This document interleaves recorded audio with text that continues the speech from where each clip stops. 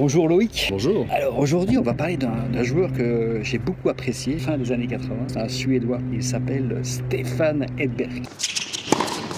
Jeu, 7 match.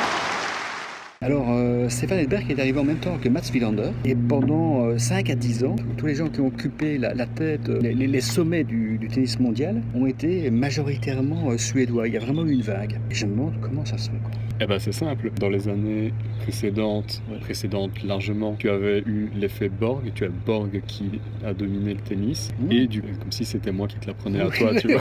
Et du coup, tous les petits Suédois ont été s'inscrire dans des clubs de tennis, parce que le sport a été ultra popularisé, et du coup, au moment de choisir un sport, tous les gamins qui étaient un peu sportifs se sont tournés vers le tennis, et du coup, tous les bons étaient rassemblés dans le même sport. Exact. Qu'est-ce que je peux rajouter de plus, moi? Donc bientôt, je vais définitivement perdre ma place. Je peux quand même faire peut-être le lien avec le business et avec le management. C'est vrai que pour le moment, on essaye de montrer un mouvement via le social selling. Et c'est vrai qu'il y a de plus en plus de gourous qui commencent à s'installer. Et c'est une bonne nouvelle parce qu'en fait, ces gens vont donner envie. Je pense par exemple à Loïc Simon. Il y a des gens comme Michael Aguilar qui commencent à s'y intéresser. Il y a aussi en Belgique Laurent De Smet qui s'en occupe. Et en fait, il y a quelques leaders comme ça qui sont en train de montrer l'exemple. Et je pense que ça va donner une impulsion positive par rapport à cette discipline. Puisqu'en fait, on va attirer les meilleurs jeunes qui veulent s'orienter vers la fonction commerciale. On arrive au bon moment pour avoir des leaders dans cette discipline. Donc, merci Borg. Ouais, merci Loïc et à la semaine prochaine. à la semaine prochaine.